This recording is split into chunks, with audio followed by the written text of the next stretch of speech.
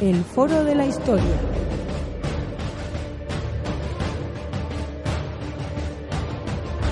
El pasado tiene mucho que contar.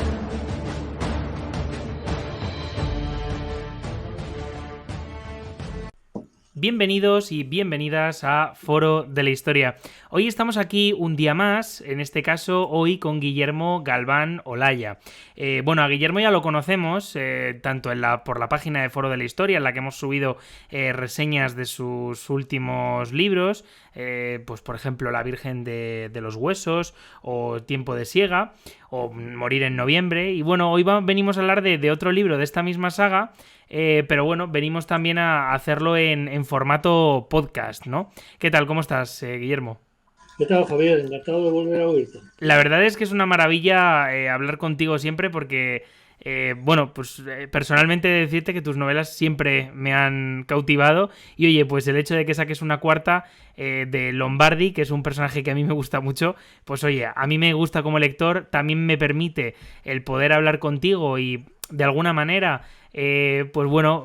prepararnos para esta nueva historia, ¿no? Que nos lleva otra vez al Madrid de los años 40, bueno, al Madrid, a la España de los años 40, ir viendo cómo Lombardi se va desarrollando, que es un personaje que cuanto menos yo creo que no deja a ningún lector indiferente. Pero bueno, la verdad es que ¿cómo te sientes con esta nueva obra? Después de las tres que yo creo que tuvieron un poquito de repercusión, esta, oye, tiene buena pinta. Bueno, la verdad es que muy contento porque hace un año no tenía en absoluto la seguridad de que esta novela pudiera salir adelante por determinadas circunstancias personales. Es una novela que en el mes de diciembre de 2021, que estaba iniciando la presentación en sociedad de Morir en Noviembre, la novela anterior, bueno, tuve unas circunstancias, digamos, de salud muy complicadas. La tenía prácticamente escrita en sus dos terceras partes, pero hasta pasados muchos meses no pude recuperarme y recuperar la propia historia, así que finalmente la acabé en octubre del año pasado. Y bueno, pues con un contento muy especial por estas circunstancias, porque además le digo que no sabía exactamente por dónde iba a salir la historia. Y para mí, bueno, pues tiene prácticamente el valor de una primera novela. Para mí tiene pues, el mismo gusto y la misma sensación que si hubiera vuelto a nacer y hubiera escrito mi primera novela.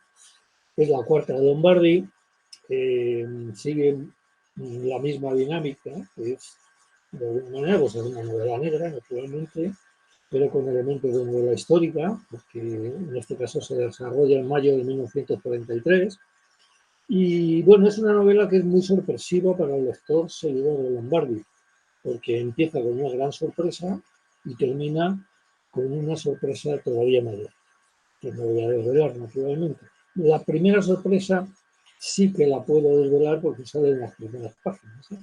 Y es que Lombardi, en cierto modo, se ve obligado eh, a pedir asilo, entre comillas, en la policía franquista. Él ha sido policía durante un montón de años, ya tiene un indulto, tiene unos avales importantes. Aquí en España, si no tenías avales, pues no te comías una rosca.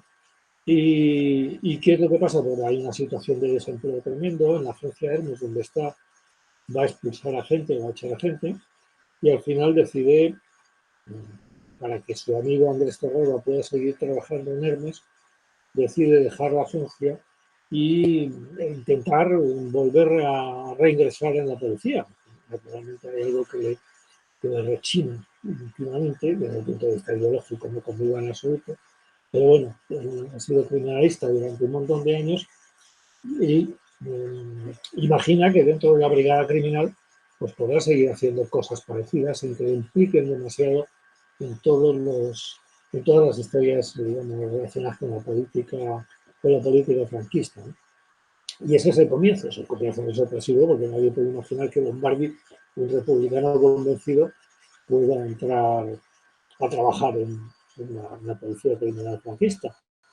Y puede haber de alguna manera quien piense, bueno, pues es un poco fantasioso. No es fantasioso, está basado en hechos, está basado en hechos reales. Es decir, hubo mucha gente, no solo en la policía, en otras profesiones, que no fue depurada o fue sí depurada inicialmente, pero después, si tenían de alguna manera buenos informes o enchufes o no tenían un historial, digamos, muy destacado desde el punto de vista izquierdista, etcétera, pues eran readmitidos.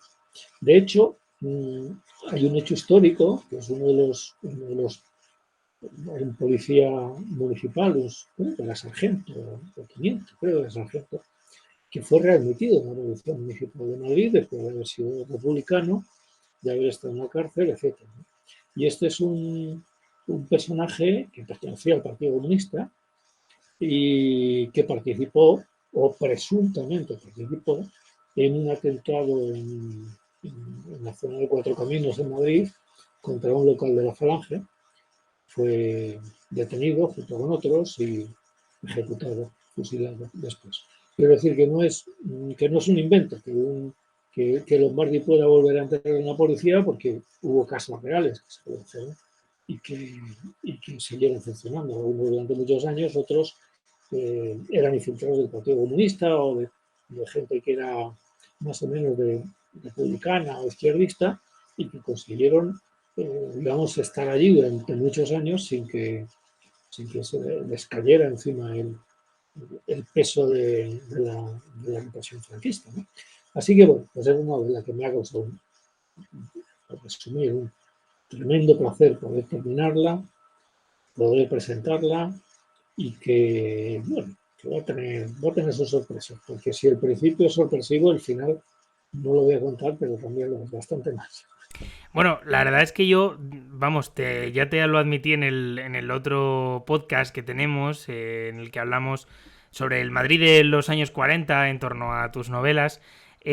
Me llama mucho la atención el hecho, bueno, lo cierto es que efectivamente existieron estos personajes que se acabaron readmitiendo en las instituciones franquistas, pero que lógicamente tenían un origen, bueno, pues como en esa España, ¿no? De la guerra civil, muchas personas tuvieron que posicionarse, y incluso algunas de ellas obligadas. En este caso, pues, bueno, Lombardi es un personaje que me llama mucho la atención, pues digamos que tiene ese contraste, ¿no? Con la sociedad franquista, y en este caso incluso su forma de trabajar con la propia forma de trabajar de la brigada criminal franquista, ¿no? Y bueno, y aún así los propios franquistas reconocen que es tan bueno, ¿no? Resolviendo estos crímenes. Me ha llamado otra cosa mucho la atención, la he visto en todas las obras, pero bueno, vamos a hablar un poquillo de ella, yo creo, que es esos flashbacks, ¿no? Porque, claro, en esta obra concretamente, sin yo, digamos, hacer ningún spoiler ni hablar sobre ella, sí que tengo que decir que, bueno, en esta obra, igual que en la última se habla sobre Aranda del Duero, y digamos que no toda la obra transcurre en Madrid, en este caso aparece Belchite, que es una población realmente conocida e incluso, pues eso, estudiada y bueno, pues desde luego, pues muy conocida a partir de la batalla de 1937. Y bueno, pues en este caso Lombardi estudia el caso de 4 soldados franquistas que han sido asesinados, y comenzará a hablar con sus viudas y tal. Me gusta ese contraste porque me parece interesante el cómo reflejas, pues bueno, lo que es por ejemplo, en el caso de Madrid, en la anterior novela, hablabas del Madrid de los años 30 o de los años 20. En este caso, ¿te vas a centrar en el Madrid, el Belchite, esa guerra civil? Sí, bueno, Belchite es el punto de partida de la investigación. Realmente, cuando Lombardi reingresa en la Dirección General de Seguridad, en la Puerta del Sol, pues es destinado a un departamento que podríamos decir que es un departamento marginal, es un departamento casi como un archivo, ¿no? Es decir, él ingresa, pero tiene muy claro que no le van a facilitar en absoluto las cosas, ¿no? Entonces es un lugar donde hay un archivo con casos no resueltos desde hace muchos años, ¿no? Que lo que sucede es que la agencia Hermes, a través de su compañero, su amigo Andrés Torralba, está investigando el caso, concretamente, de un desaparecido en la batalla de Belchite. Entonces, como no tiene nada que hacer, ni tiene un cometido específico, lo que hace es echar un vistazo a los archivos a ver si encuentra algo, ¿no? Para echar una mano a su amigo Andrés Torralba, ¿no? Y efectivamente encuentra que no solamente está el caso de este hombre, sino que hay otros 3 desaparecidos que todo el mundo prácticamente ha dado casi por muerto, porque 6 años después, sin noticias de ellos, no hacen pensar otra cosa, ¿no? Que han muerto, ¿no? Lo que pasa es que no hay testimonios fiables, ni documentación, ni pruebas de que han muerto. Entonces, digamos que ahí se inicia la novela y se inicia la investigación. Naturalmente se desplaza del sitio, se desplaza a muchos otros sitios en la novela, digamos, es la novela más viajera de Lombardi. Va a Aragón, va a Valencia, donde hay una parte importante de la novela, está en Soria, está en Puebla de Sanabria, en Zamora, etc. Es decir, hace un recorrido muy amplio en busca precisamente de todos estos datos. Y hombre, Belchite siempre me había llamado la atención, es uno de los episodios, digamos, que han quedado ahí marcados a fuego en esa guerra civil, entre otras cosas, porque Franco se negó a que se reconstruyera el pueblo después de la guerra, ¿no? Con lo cual los vecinos tenían que esperar a que se construyera por parte de los prisioneros de guerra el pueblo nuevo, y algunos vecinos tuvieron que seguir viviendo entre ruinas y entre una situación pues, muy complicada. Pero Franco siempre vendió esto como una prueba, lo quiso guardar para las generaciones posteriores como una prueba de la barbarie roja. Y es cierto que Belchite, bueno, pues fue una batalla en la que la ofensiva sobre Zaragoza republicana se vio frenada desde el punto de vista de algunos analistas militares por una metedura de pata, porque en lugar de dejar una serie de fuerzas para contener la guarnición de Belchite y seguir atacando Zaragoza, que era el objetivo, centraron todos sus esfuerzos militares sobre Belchite, que al final cayó después de 2 semanas, pero permitió a Zaragoza reforzarse y no caer, ¿no? Entonces, ¿qué es lo que sucedió? Que Belchite quedó muy, muy deteriorado, ¿no? Por los bombardeos, por la aviación, etc. Pero curiosamente, meses después, cuando los franquistas contraatacan, la Legión Cóndor machaca a Belchite. Con lo cual, ese Belchite que conocemos destrozado tiene buena parte, digamos, culpable, entre comillas, los bombardeos republicanos, pero en buena parte y mucho más poderosa es el bombardeo de la Legión Cóndor, ¿no? Que durante la guerra civil, bueno, pues le hizo el trabajo sucio al ejército franquista en muchos sitios, ¿no? No solamente en Guernica, en Bermeo, un montón de sitios, ¿no? Pero uno de ellos fue el Chico. En el año 38, prácticamente el ejército republicano que estaba ocupando el Chique se retiró porque no podía resistir el bombardeo continuo de la región Cóndor, ¿no? Es decir, que es un pueblo simbólico, pero que también tiene su mentira de fondo franquista. Es decir, todo lo que hemos recibido de la guerra civil, sobre todo los más mayores, que hemos estudiado, digamos, en los años 50, en los años 60, pues lo que hemos recibido es una información lógicamente sesgada y teñida pues, de la ideología del dictador. Así que Belchite sí, fue destruido durante una batalla, pero fue fundamentalmente destruido en una segunda batalla por la Legión Cóndor alemana. Bueno, de hecho, si vamos a Belchite, podemos ver el pueblo antiguo, bueno, podemos ver el pueblo antiguo, el pueblo nuevo, y de hecho yo invito a las oyentes y los oyentes que nos escuchen aquí, que vayan porque se hacen unas visitas que son muy interesantes. La verdad es que tienen bueno, un recorrido por todo el pueblo en el que se va viendo cómo ha quedado, vamos, cómo quedó absolutamente derruido. De hecho, lo que comentabas antes, me acuerdo que a nosotros nos comentaron cuando estuvimos allí, que me imagino que habrás estado en esas visitas también, que hasta pues mediados de los 40, casi los 50, hubo gente allí habitando por Sí, todo sí. esto. Y la verdad que es Bueno, si impresionante. estuvieron desde el momento en que terminó la guerra, Sí, mejor dicho, yo creo que desde el momento en que los franquistas volvieron a entrar en Belchite, hubo gente que volvió a vivir allí.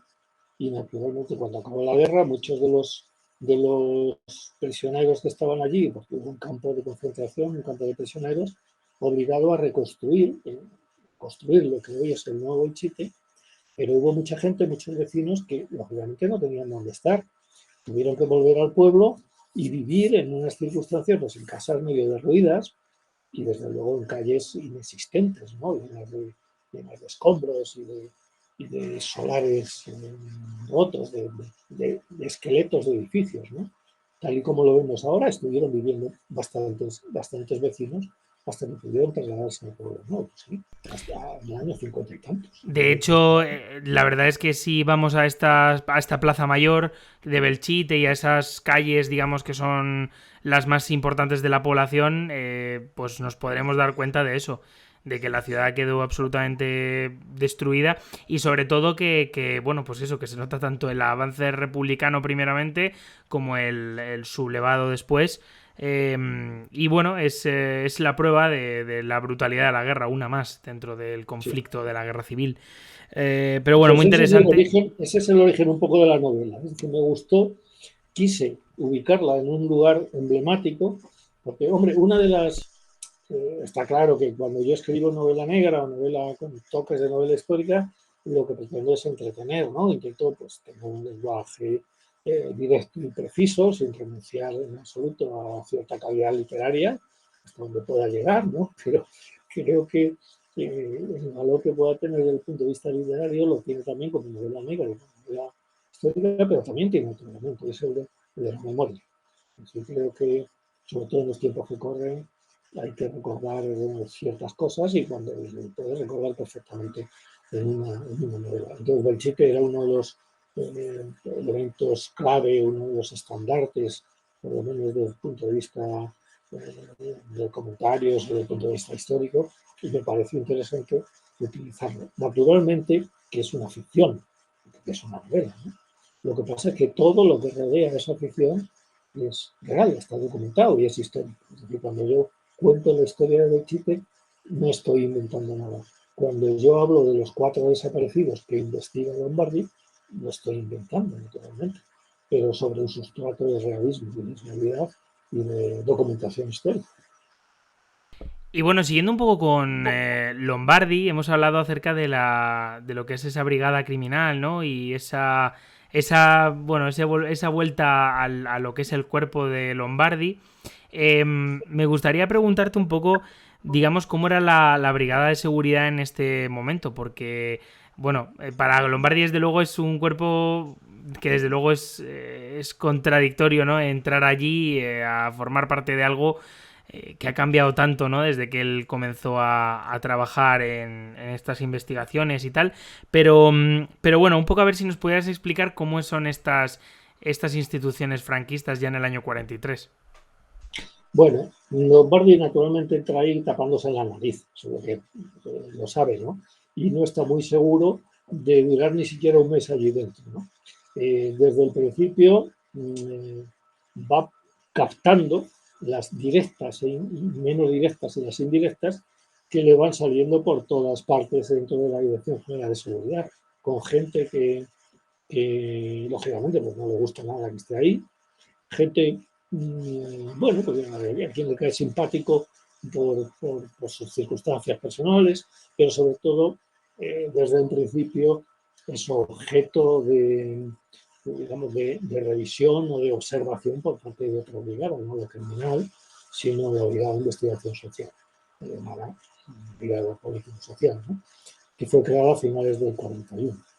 La verdad es que en el año 43 ya había un par de, una promoción por lo menos de la nueva escuela de policía, que dejó de funcionar en el 35. Franco se tuvo que escudar en una leva, digamos, de excombatientes, de franquistas, de militares, para crear la nueva policía, porque lógicamente después de la guerra la nueva policía estaba muy normal. Y entonces, bueno, tuvo que hacer una especie de, iba a decir oposiciones, no llegaron a ser oposiciones, pero vamos, a escoger un millar más o menos de excombatientes y de franquistas, que fueron los que fortalecieron o complementaron el nuevo Cuerpo General de Policía. Dentro de ese Cuerpo General de Policía, naturalmente, pues los habría más franquistas, los habría pues, policías que que en un momento determinado pues, se nos vieron en determinadas circunstancias y tuvieron que seguir apechugando con lo que podían y desde luego en la policía franquista había muchos, digamos, muchos infiltrados, ¿eh? Había mucha gente del Partido Comunista, izquierda republicana, sencillamente republicanos de ideología y que tuvieron que cerrar la boca, aguantar y seguir trabajando en lo que pudieron. Pero sí que, de hecho, hubo intervenciones de la policía, de la social, de la brigada política, que detuvieron a compañeros suyos, policías del franquismo, a lo largo de los 40, 50, incluso 60. De modo que, bueno, era un territorio muy complicado de vivir, un territorio muy resbaladizo, y Lombardí lo va viendo a cada paso que da, dentro de la propia investigación y por asuntos colaterales que van de alguna manera surgiendo en la historia. Y bueno, por otra parte, sobre el personaje de Lombardi, este personaje, bueno, se ha ido desarrollando a lo largo del tiempo. La verdad es que es un personaje que yo creo que, si me permites, Guillermo, lo has ido desarrollando y sobre todo profundizando en él cada novela que pasa, madurándolo para que, bueno, pues llegas a un quizá cada vez más humano y sobre todo más cercano a ese lector. Y bueno, ¿cómo ves a Lombardi en esta obra? Me refiero, ¿cómo lo ves? Es que no, claro, bueno, ¿cómo lo ves? Ahora que la siguiente pregunta es, digamos, un poco, va enlazada con esta. Sí, hombre, a ver, Lombardi es una persona cabreada con el mundo. Cuando sale de Cuelgamuros, pues no puede soportar lo que ve. Es decir, el mundo en el que él creía se ha hundido, lo han hundido. Y bueno, es un superviviente. Lombardi es un superviviente. Entonces lo que intenta, lógicamente, es eh, seguir lo menor posible la corriente al régimen y todas las líneas del régimen. A veces no puede callarse la boca, no puede callarse la lengua, pero tampoco es un descerebrado y sabe que determinados pasos en falso pueden llevarle, si no a la cárcel de nuevo, a un sitio peor. Entonces, bueno, Lombardi está sobreviviendo en esas circunstancias. Ya digo que si solicita el ingreso de nuevo en la policía es porque no quiere ver a su amigo en el paro, en el desempleo, ¿no? Entonces prefiere irse él, que tiene esas posibilidades. Mientras que Torralba es un antiguo guardia de asalto que no tiene, desde luego, ni posibilidades de ingresar en sus correspondientes, que sería la Policía Armada del franquismo, ni ganas, por supuesto, pero las posibilidades serían muy bajas, ¿no? Entonces él lo hace en cierto modo pues por ayudar a su amigo, ¿no? Y porque él sabe que tiene posibilidades de hacerlo, ¿no? Pero aún así va siempre con la mosca tras la oreja. Es un descerebrado y sabe que en cualquier momento una metedura de pata le puede costar muy caro, ¿no? Entonces, él lo está viviendo también porque, lógicamente, en las 4 novelas siempre he intentado hacer un retrato, un paisaje de la España del momento, ¿no? Entonces, en mayo del 43, Europa ha dado un cambio importante. Es que en noviembre del año anterior, el desembarco aliado en el norte de África ha permitido que todo el norte de África esté en manos de los aliados. El eje ha perdido toda la influencia ahí. Italia está a tiro de piedra de la aviación aliada. En Italia incluso ha habido una crisis muy gorda dentro del partido fascista, toda una renovación de cargos, etcétera, una crisis muy importante. Y en febrero fue la derrota de Stalingrado del ejército alemán. Es decir, por primera vez desde que empezó la Segunda Guerra Mundial, el eje empieza a dar síntomas de flaqueza. Ya no es el ejército alemán tan poderoso tan temible como era entonces. El ejército de la Unión Soviética ha sido capaz de desmantelarlo en Stalingrado y está poniendo las cosas muy feas en toda la zona de Ucrania y toda la zona de Centro Europa. Y entonces el franquismo se da cuenta de esto y está intentando un movimiento digamos, de- no de desnazificación, ni muchísimo menos, pero sí intentando convencer al mundo de que, bueno, de que ellos nunca han sido totalitarios, ¿no? Es decir, que han estado, en fin, defendiendo la paz, ¿no? Y tal, con una posición absolutamente hipócrita, ¿no? Porque desde el principio el régimen franquista se definió a sí mismo como totalitario.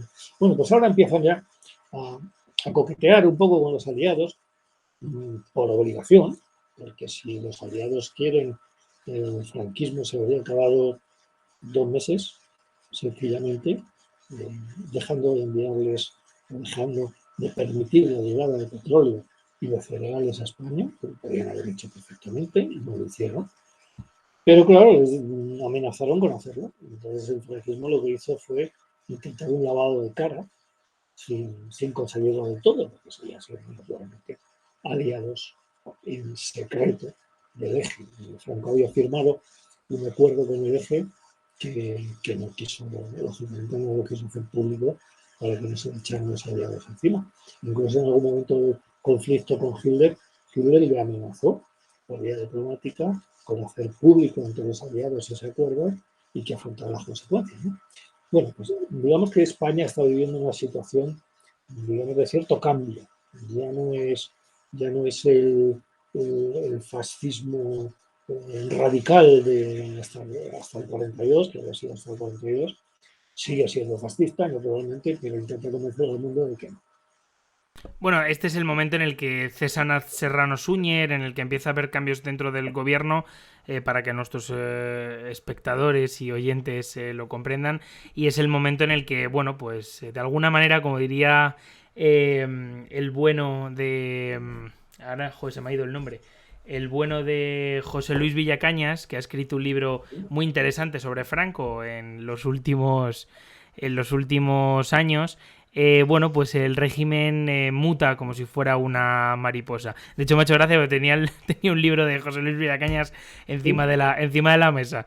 Que me perdone el pobre José. Pero bueno, y nada, y luego por último me gustaría preguntarte, ya esto ya es más, digamos, de algo personal, si este va a ser el final de la saga o pretendes, digamos, dejarlo un poco abierto a nuevas aventuras y, bueno, pues quizá a un desarrollo mayor de Lombardi en otros contextos, quizá del propio régimen. Bueno, el final de la novela puede dar lugar a muchas interpretaciones. He querido hacer un final muy abierto para tener las manos libres, precisamente. Entonces, siempre he dicho que, si me preguntan que hasta cuándo va a durar Lombardi, y yo siempre digo que Lombardi durará lo que quieran sus lectores. Si tiene lectores suficientes, por mi parte, no hay ningún problema en que Lombardi dure lo que haga falta, ¿no? Entonces va a ir un poco en función de eso, ¿no? En función de cómo vaya esta última novela, pues iremos viendo si eh, prolongamos a Lombardi o lo cambiamos de manera de ambiente. Eso todavía está por decidir. Bueno, pues eso, esta respuesta que no es un sí, no es un no, como deja la puerta abierta, pues oye, por lo menos a mí me ilusiona, ¿no? De cara al futuro, para, bueno, pues poder seguir leyéndolo. Bueno, yo me gustaría, digamos, terminar aquí el programa. La verdad que primeramente te quiero dar las gracias, Guillermo, porque, oye, pues siempre es un placer poder charlar contigo y sobre todo pues leerte, ¿no? Y poder charlar contigo y bueno, pues que nuestros oyentes puedan conocer tus obras, pues me parece una oportunidad que nos das bueno, pues que tenemos que agradecer. Pues muchísimas gracias. Las gracias siempre a vosotros, que sois los divulgadores. Sin vosotros, muchos de los escritores no seríamos nada, porque en este mundo que nos rodea, el escritor, además de escribir, tiene que ser presentador y vendedor al mismo tiempo del producto, ¿no? Entonces, si no hay tiendas y ventanas y lugares donde venderlo, entre comillas, pues no sería normal, ¿no? Así que siempre, siempre agradecido. Entre otras cosas, porque me parece que la divulgación de la cultura es una de las labores más honorables que se pueden tener en la sociedad. Así que las gracias siempre a vosotros. En este caso a ti. Pues nada. Pues nada, nosotros seguiremos brindándote un espacio para cuantas veces quieras y necesites, que yo por mi parte estoy absolutamente encantado.